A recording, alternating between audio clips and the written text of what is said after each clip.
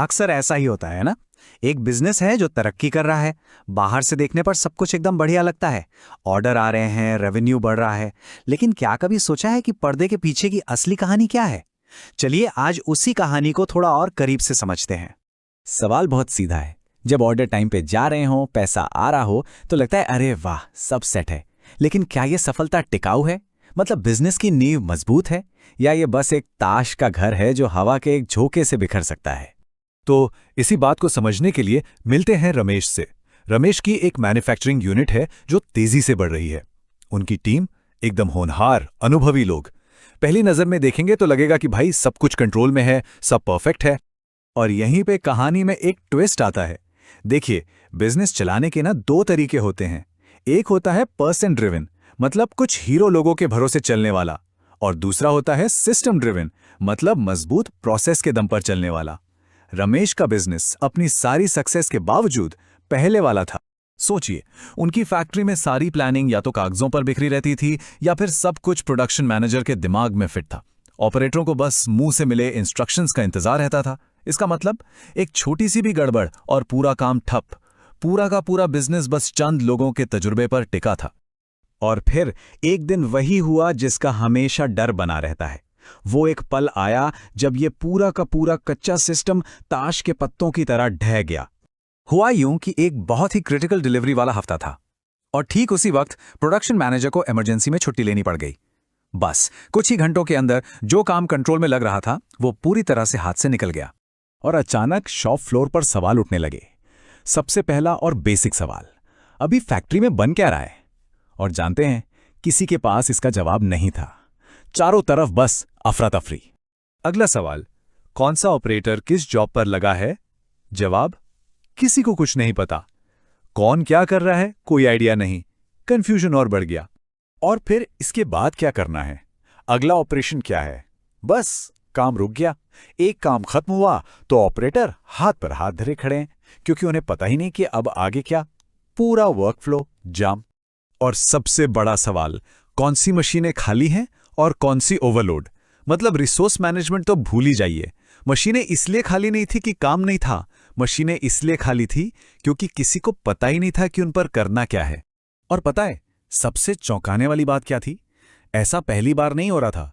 इस तरह का छोटा बड़ा संकट महीने में कम से कम एक बार तो आ ही जाता था। मतलब तनाव और अनिश्चितता तो जैसे काम का हिस्सा बन गए थे। रमेश के लिए ये एक बहुत बड़ा झटका था। उन्हें समझ आया कि गलती उनकी टीम की नहीं है, टीम तो बेस्ट है, बल्कि गड़बड़ उस सिस्टम में है जिस पर वो भरोसा कर रहे थे। उनका बिजनेस सिस्टम ड्रिवन था ही नहीं, वो तो पर्सन ड्रिवन था।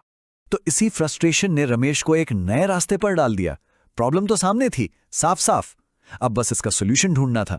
और इसी खोज में रमेश की मुलाकात हुई बीआरएस सॉफ्टवेयर से। इसकी खास बात यह थी कि ये कोई किताबी थ्योरी पर नहीं बना था। इसे बनाने वालों ने असल में समझा था कि फैक्ट्रियां चलती कैसे हैं।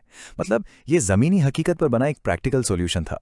और मजे की बात देखिए, उस दिन जो 4 बड़े सवाल सबको परेशान कर रहे थे, उन सब का जवाब बीआरएस सॉफ्टवेयर के पास था। डैशबोर्ड पर एक नजर में पता चल जाता है कि क्या बन रहा है।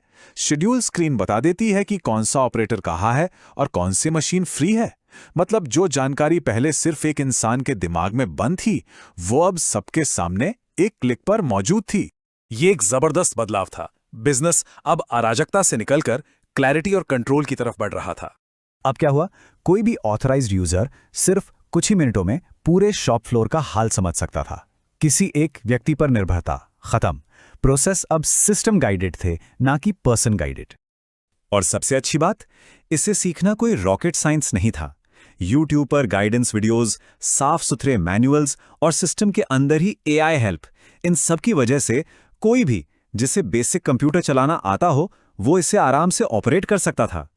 असली टेस्ट तो तब हुआ जब अगली बार फिर से वैसी ही सिचुएशन बनी। एक की पर्सन फिर से छुट्टी पर था, लेकिन इस बार कोई अफरा तफरी नहीं, कोई केओस नहीं। काम आराम से चलता रहा, फैसले सही लिए गए और क्लाइंट्स भी खुश थे। देखिए, रमेश की कहानी सिर्फ रमेश की नहीं है। ये हर उस छोटे और मंझले बिजनेस के लिए एक सबक है जो शांति से, बिना किसी रोज रोज के झंझट के आगे बढ़ना चाहता है। इसी को कहते हैं एक रेजिलिएंट बिजनेस। एक ऐसा मजबूत बिजनेस जिसकी ग्रोथ लोगों पर नहीं, बल्कि एक ठोस सिस्टम पर टिकी हो। एक ऐसा बिजनेस जो किसी एक इंसान के आने जाने से ना रुके, बल्कि और ताकतवर होकर आगे बढ़ता रहे। और जब कोई बिजनेस सही मायने में सिस्टम ड्रिवन हो जाता है तो उसका भविष्य प्रिडिक्टेबल हो जाता है, ट्रांसपेरेंट हो जाता है और स्केलेबल भी। इससे ना सिर्फ कंपनी के अंदर सुकून का माहौल बनता है, बल्कि कस्टमर्स का भरोसा वो भी आसमान छूने लगता है। तो आखिर में बस एक सवाल खुद से पूछने की जरूरत है, आपका बिजनेस, आपकी ग्रोथ किस पे टिकी है? कुछ लोगों पर या एक मजबूत सिस्टम पर? क्योंकि याद रखिएगा, असली कामयाबी लोगों को कंट्रोल करने में नहीं है, बल्कि एक ऐसा सिस्टम बनाने में है जो किसी एक इंसान का मोहताज ना हो।